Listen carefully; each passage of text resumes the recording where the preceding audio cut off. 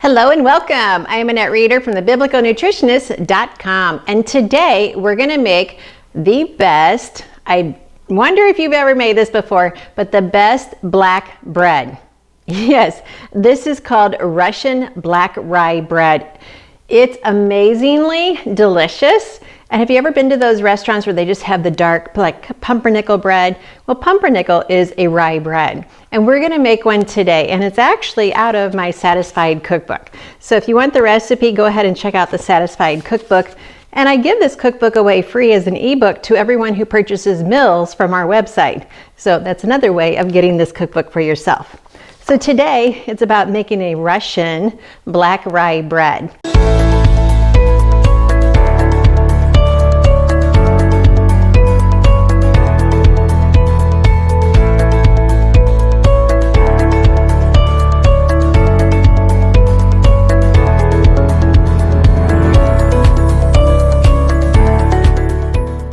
But before we get started, I just want to thank you for letting me share with you God's recipe for excellent health. 3 ingredients to the recipe. 1, I get to teach you how to be confident in the kitchen, confident with your health, understanding how God designed your body and how His foods nourish and satisfy. And then number 3, confident with understanding how much God loves you. With an everlasting love, He loves you. All right, before we get started, go ahead and hit like, subscribe, and the bell so that you and I can stay connected.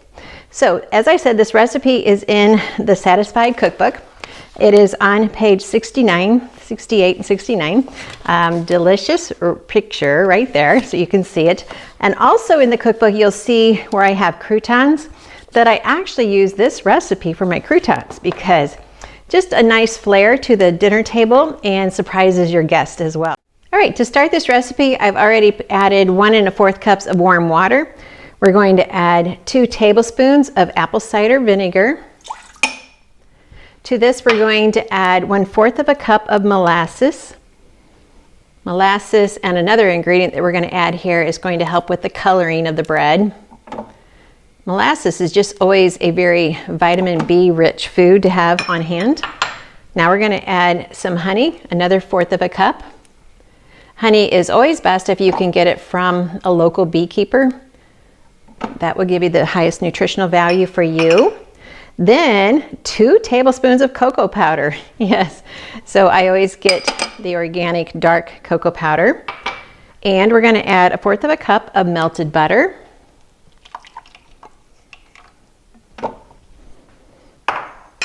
And then we're going to add our salt and also our yeast.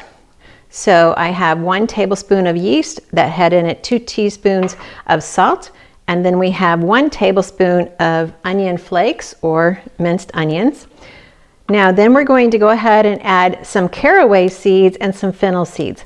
So there are 2 different ways of managing the caraway seeds and the fennel seeds. You can see now the fennel I've grown in my yard, and it's just a great plant. It attracts many butterflies, and you can get your own seed for pennies. And it is actually a plant that will grow for 2 years. I had more seeds than I could use in a lifetime. So what you want to do is you buy the seeds either in the spice section or you grow your own, and then you can use a mortar and pestle and grind them up that way. Or, and I highly recommend getting a mortar and pestle and having it in your kitchen to use, or you can use the easier method, which is just the NutriBullet. Either one is going to work well, but the second option is going to work a lot faster. So I'm going to add this. So we have 1 tablespoon of caraway seeds crushed and 1/4 teaspoon of fennel seeds crushed. We'll add that to our bread. And now we're going to add our rye flour. So right here I have 2 cups of rye flour already milled. So I'm going to add that to the bosh. Now we're going to blend that up, always making sure we have the lid on. I don't know how many classes I have taught in churches, and the front row ended up sprinkled with white because I forgot to put the lid on. So it almost looks like a chocolate cake batter, you can see there. So let's go ahead and scrape down the sides a little bit.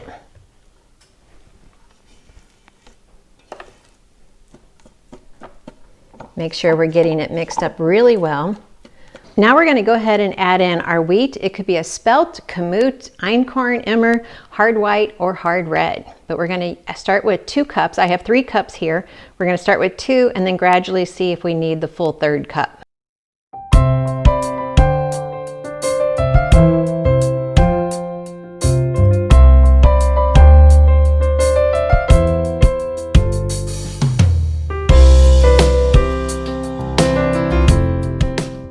Now you can see it's starting to pull away from the sides, but not completely, so we need to add some more flour. If I add too much, we're going to have a dry bread. Now we can see that it's cleaning the sides, so we are doing really well. Looks like I have about a half a cup left over. And since it's cleaning the sides, I want to just go ahead and stop there. What I'm going to do now is I'm going to let it knead for 6 minutes. So I'm just going to put the lid on and then set the timer for 6 minutes. Okay, so now I let that knead for about 6-7 minutes and it is perfect. So you can kind of see it is all clumped up there. Got a little bit over here, but that's okay. So we're going to take this out and we're going to shape it and put it in our bread pan. You could make this, you could totally do all of this by hand. You don't really need a Bosch to make this bread. Obviously I use the Bosch because it's just quicker and easier and I could do other things while it's kneading. But sometimes you just need to hand knead because it helps to get frustration out. And I'm sure everyone has a few family members that are frustrating them. So I'm just going to get a little bit of flour on my hands here so I can just shape this. And let me get that out of your way. So here we have it. Oh, this feels wonderful. Nice and warm, great flavor, really good flavor. So I'm just going to keep flipping this. And then I'm going to go ahead and use sort of my meatloaf pan, and I've already got it, lightly greased. So I'm going to put it in there. So we have that. Now I'm going to take a sharp knife and I want to make some slits into it. And when you do this, you're allowing the bread to rise even more. And you want to go down at least 1 inch into the bread when you make your slits. All right, so there we go. So I'm going to let this rise until it's about double in size. Then we're going to bake it at 350 for about 40 minutes. And then I want the temperature, the internal temperature, to be 180, 185 degrees. All right, so let me go let this rise in a nice safe place that's not going to get a draft, hot or cold, and then we're good. Now while our bread is baking, what we want to do is take a half a cup of cold water and add to that a teaspoon of cornstarch. Now for the cornstarch, this is a really important step and I really want you to pay attention to it. We want to definitely use a non-GMO verified cornstarch. Once you find it, I usually buy 2 or 3 so that I have it on hand because I don't always see it in the store all of the time. I will say that Amazon is like 4 times as expensive as it is in the store. So I've got this mixed up. I'm going to cook it until it thickens. And this is going to be a glaze on top of our bread to give us that chewy texture that everyone loves. As you can see, the glaze is just going to be a nice clear glaze. And then we'll put that on top as soon as the bread comes out. Well, we have our bread right out of the oven and yum, doesn't that just look really pretty? So we're going to go ahead and take our glaze. This is just going to give that bread the crunchy top, the chewy texture that everyone loves, especially when you go out to restaurants and you're like, wow, how do they get that nice chewy texture? Well, this is how you do it. This is one way of doing it. Another way is kind of an aggravated baking. Well, we'll save that for another video.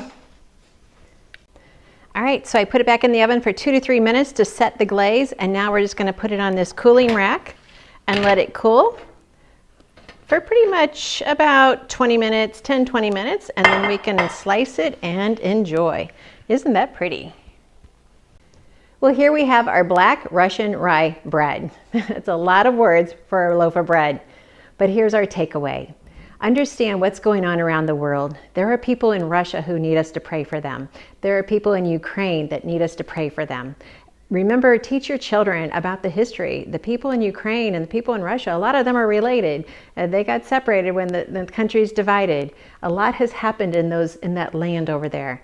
And yet God is still there. God is still at work. Yet he's asking us to pray, to intercede for those people. So as you serve this bread, make it a reminder to pray for the people in Russia, to pray for the people in Ukraine, and to pray for people around the world. But more specifically, tonight we're going to have black Russian rye bread, and while we do, we're going to pray for people in Russia and Ukraine.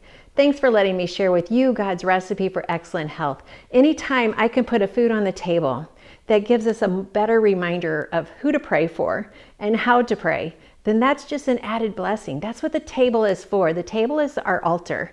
The table moved from the temple to, if you go back into Ezekiel, it moved from the temple to the table in the home. The altar is now in the home, and that's where God wants to meet with you, at the table. That's where God wants to bless your family, is at the table. Let's bring our families back to the table. Let's enjoy fellowship together. Let's eat together, and let's pray together. Thanks for letting me share with you, and I hope God really touches your heart through this recipe.